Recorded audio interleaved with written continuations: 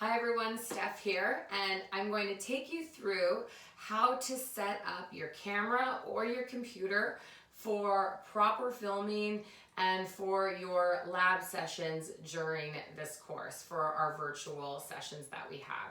So first and foremost, I'm filming this from a spare basement bedroom. So it's a little bit darker down here. It's definitely quiet. So I mean, that's not going to be the optimal space for everyone depending on where you live and how much space you have. But ideally you want to find a space that you can move through comfortably. So if we were going to do lateral lunges, for instance, that you would have enough space to do that, but that you might also have space to, say, drop down and do a burpee if needed. Okay, so right now this room is about 12 feet by 12 feet, and I'm using half of this space for the actual workout area.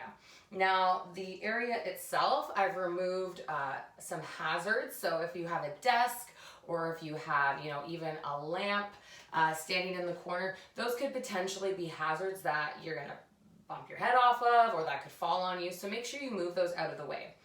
Now, with the light, I've actually placed it behind me, and I'm using a lamp without the lampshade on it to give me a little extra light. That's why you're gonna see shadows in the background.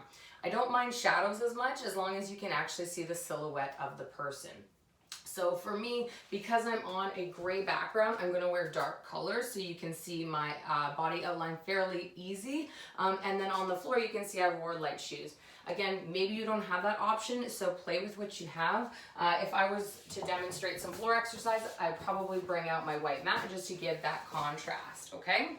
Now this flooring I bought just today at Winners, so it's relatively cheap. It's just some foam flooring, but if you don't have that available to you, you can do this on carpet as well. If you have a yoga mat or towel, that works as well, just to prevent you from excess strain or stress on the joints when you're demonstrating different exercises.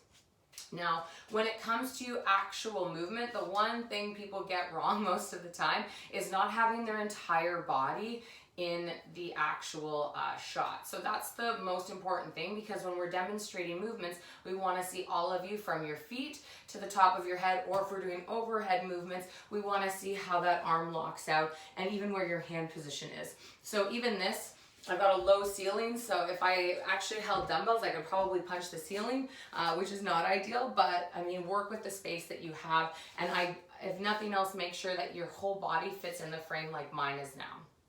When you're actually doing exercises and demonstrating exercises though, you want to be on a 45-degree angle. So oftentimes I'll see people demonstrate exercises from the front or even from the side, which is good. The only problem is when you're working with one or angle or the other, you're not going to be able to see some things. Like for instance, when I'm facing you, if I'm rounding through my back, some people are going to be able to tell that, but most aren't, unless I'm, in front and you can see, that deep round in the back and in the spine when I'm squatting down.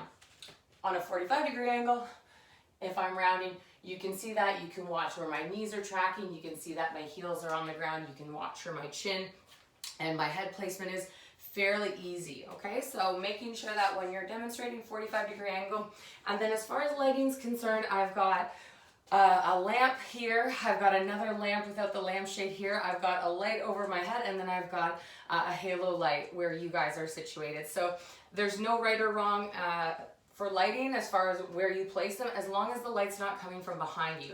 So don't set up with, say, a big window behind you, because then we're only going to see a silhouette. We're not going to really see much else, okay? So making sure that wherever you are, it's well lit, and ideally 2 or 3 lights just to kind of brighten up the space is good if you don't have a window that's facing you as an alternative, okay? Outside of that, just know that you will need certain pieces of equipment. So for instance, I've got a lacrosse ball. Ideally, if you can have a broomstick or dowel, this is a Swiffer handle, readily available, as well a chair. So this chair isn't really the most stable chair. It's also not the most comfortable chair to use. So what I've done is actually draped a yoga mat over the back of it, so that when I do things like dips or anything that requires me to actually put weight on the chair, I can kind of push into the wall, but the chair's not actually going to dent or damage the wall in any way. And then as far as my other equipment goes, I've got all my weights down in front of me, readily available, basically at the bottom of the bed, which you can't see. So I've set up my camera on top of the bed. The angle's facing downwards so you can see. So you're gonna have to play with that angle. You might have to stack, you know, an upside down laundry basket, or even if you have like a rolly kind of cabinet, you might have to put that up if you don't have a bigger space. The bigger the space you have, the more flexibility and room that you'll have to kind of play with these things. But play around with it.